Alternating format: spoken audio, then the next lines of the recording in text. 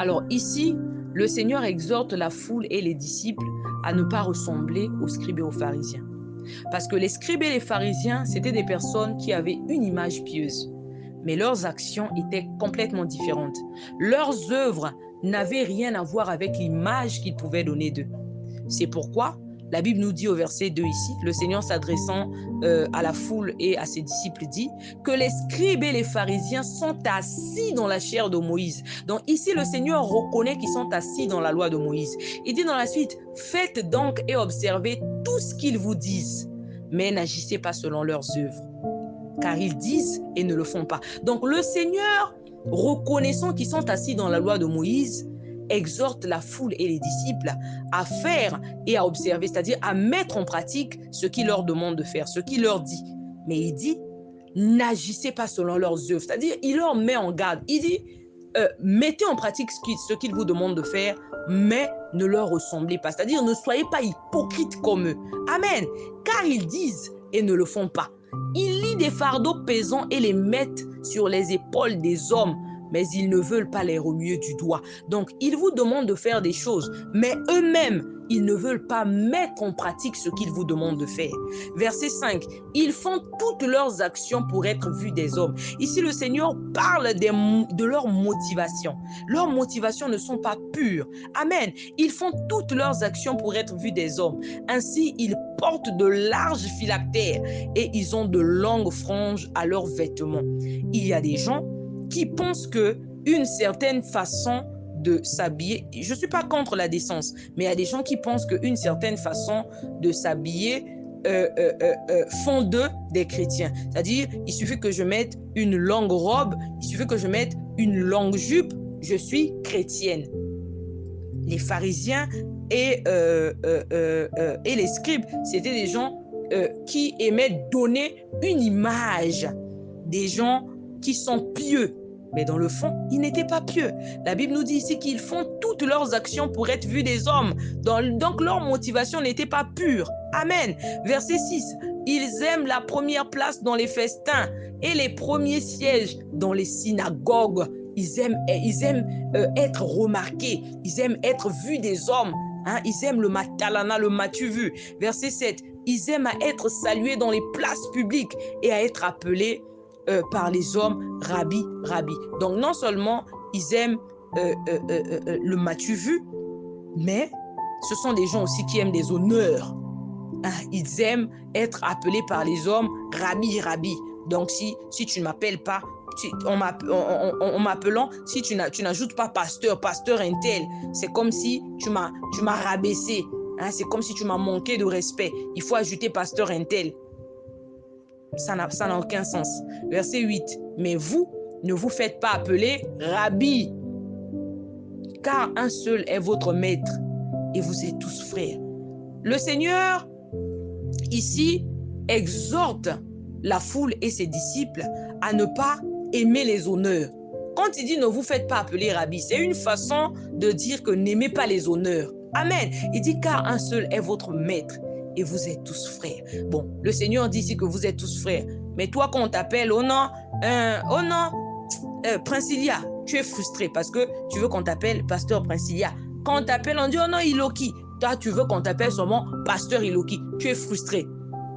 Amen. Verset 9. Et n'appelez personne sur la terre votre Père, car un seul est votre Père, celui qui est dans les cieux.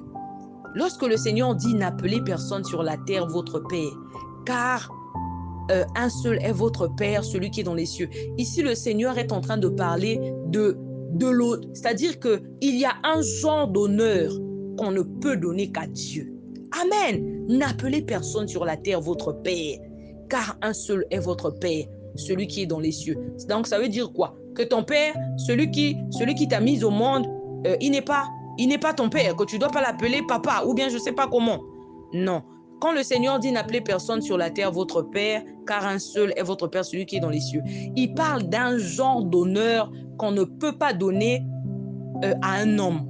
Amen. Même pas à ton géniteur. C'est-à-dire ce genre d'honneur-là, on ne peut le donner qu'à Dieu. Amen. Verset 10. Ne vous faites pas appeler directeur, car un seul est votre directeur, le Christ. Il parle toujours des honneurs. Il y a un genre d'honneur qu'on ne peut pas donner même à son pasteur. On ne le donne qu'à Dieu. Ça ne veut pas dire que tu ne dois pas honorer ton pasteur ou bien tu ne dois pas honorer, je ne sais pas qui, le roi ou bien je ne sais pas comment, non. Il parle d'un genre d'honneur qu'on ne peut donner qu'à Dieu. Amen. Verset 11. Le plus grand parmi vous sera votre serviteur.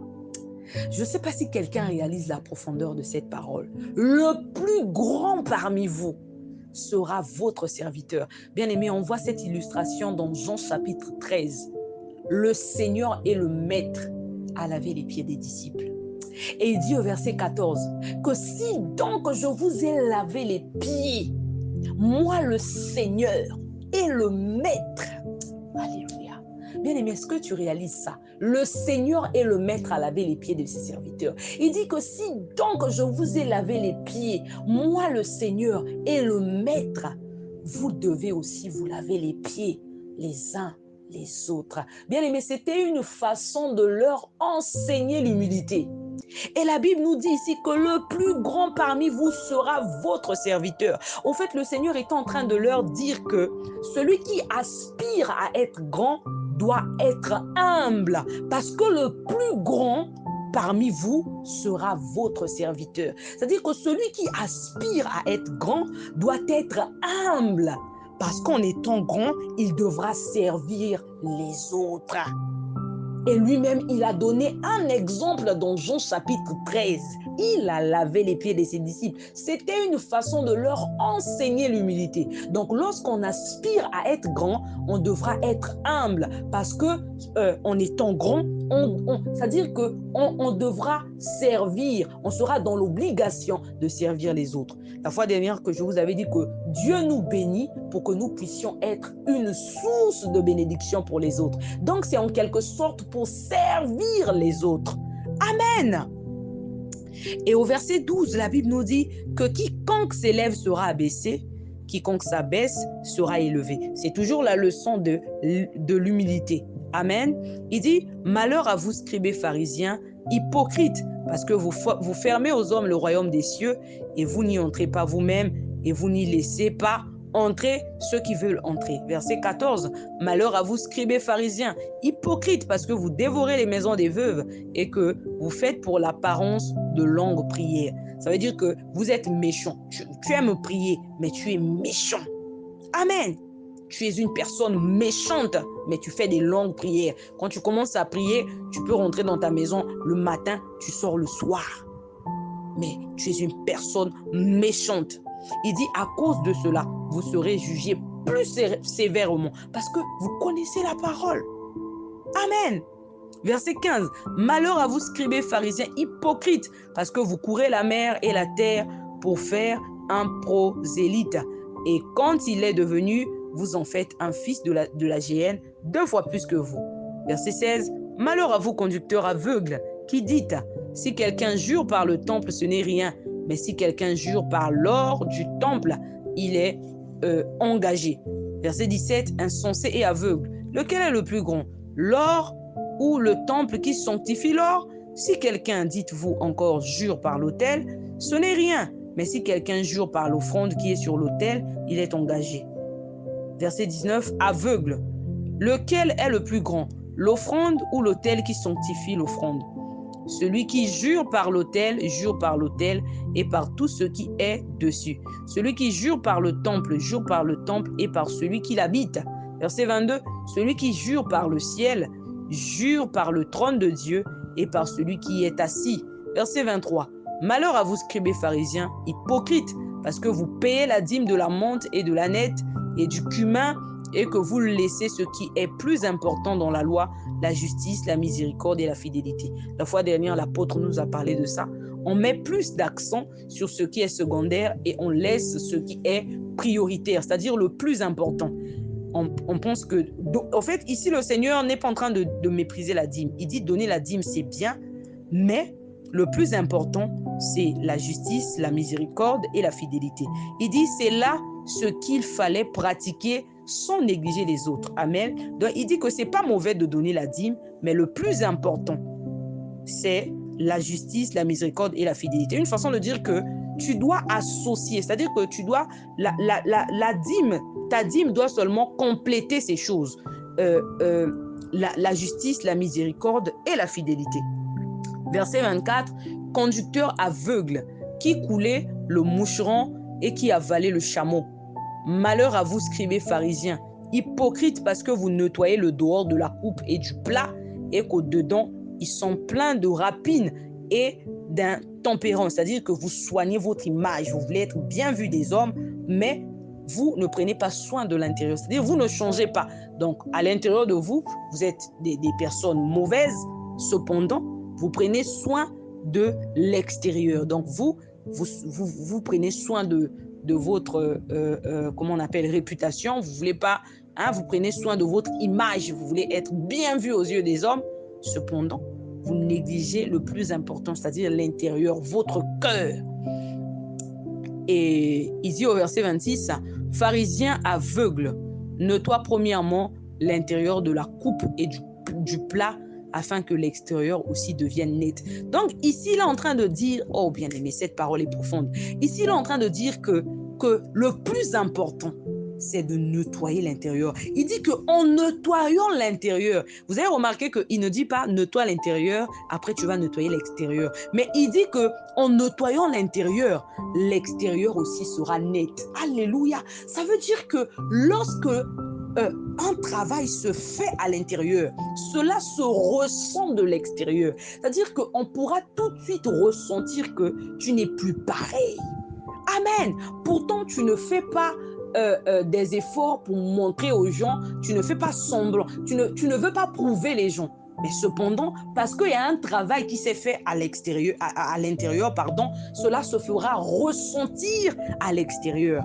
Et verset 27, la Bible nous dit, « Malheur à vous, scribes et pharisiens, hypocrites, parce que vous ressemblez à des sépulcres blanchis qui paraissent beaux au dehors et qui au dedans sont pleins d'ossements, de mort et de toute espèce d'impureté. » Donc, il parle, il dit en réalité, vous n'êtes pas ce que vous montrez aux gens. À l'intérieur de vous, vous n'êtes rien. Vous êtes, en fait, il compare même ces pharisiens et ces scribes-là à des ossements de mort. Amen.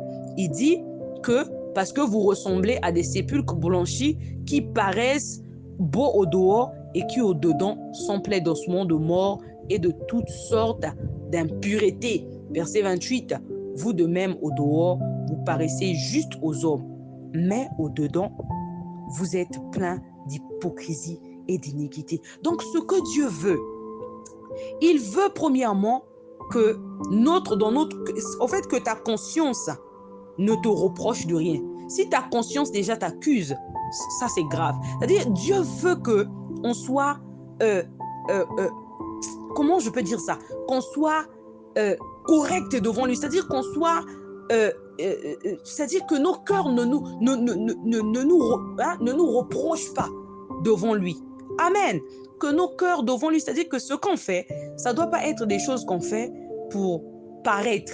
C'est-à-dire on doit beaucoup plus mettre de l'accent sur comment lui il nous voit, plutôt que du regard des hommes. Souvent, on soigne plus, on aime beaucoup plus soigner le regard que les gens pourront avoir de nous. Qu'est-ce qu'ils vont dire? Qu'est-ce qu'ils vont se dire? On ne pense pas à ce que Dieu dira de nous, bien à ce qu'il pense de nous, à ce qu'il dit de nous. Amen. Ici, Dieu dit, vous de même, au dehors, vous paraissez juste aux hommes, mais au dedans, vous êtes plein d'hypocrisie et d'iniquité. Il dit, malheur à vous, scribes et pharisiens, hypocrites, parce que vous bâtissez les tombeaux des prophètes et ornez les sépulcres des justes, et que vous dites, si nous avions vécu du temps de nos pères, nous ne nous serions pas joints à eux pour répandre le sang des prophètes. Donc, vous jugez les autres que, même si nous, on était dans leur temps, ou bien si on était à leur place, nous, on n'allait pas réagir comme ça. On n'allait pas agir comme eux. Eux, ils sont très mal faits. Vous jugez les autres, cependant, vous n'êtes pas mieux qu'eux. Amen. Si j'étais à sa place, moi, je n'allais pas réagir comme ça. Il a mal agi, elle a très mal fait. Cependant, tu n'es pas mieux que deux fois la personne que tu juges ou que tu critiques.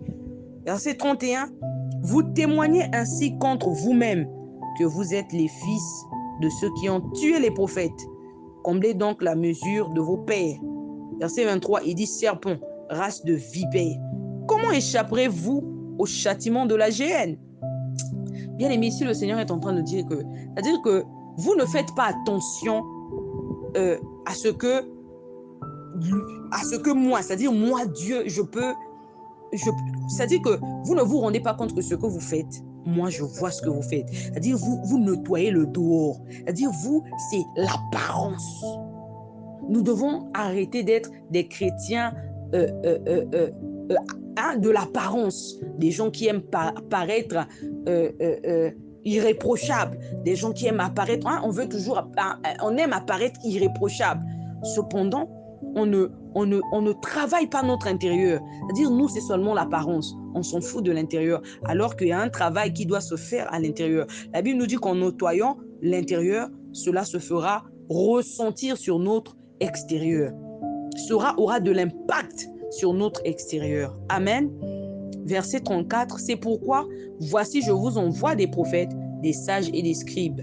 Vous tuerez et crucifierez les uns, vous battrez de verge les autres dans vos synagogues et vous les persécuterez de ville en ville, afin que retombe sur vous tout le sang innocent répandu sur la terre, depuis le temps d'Abel le juste jusqu'au sang de Zacharie, fils de Barachi, que vous avez tué entre le temple et l'autel. Je vous le dis en vérité, tout cela tombera sur cette génération. Verset 37, Jérusalem, Jérusalem, qui tue les prophètes et qui lapide ceux qui te sont envoyés. Combien de fois ai-je voulu rassembler tes fils? Comme une poule rassemble ses poussins sous ses ailes, et vous ne l'avez pas voulu. Verset 38, voici votre maison vous sera laissée déserte.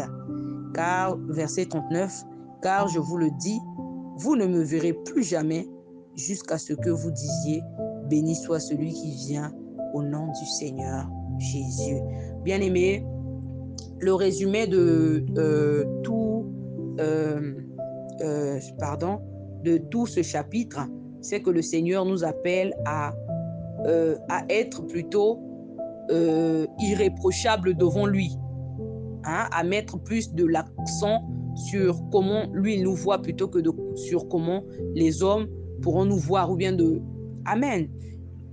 Le résumé de tout ce chapitre, c'est que Dieu nous appelle, il nous appelle à la repentance, il nous appelle à être, comment je peux dire ça?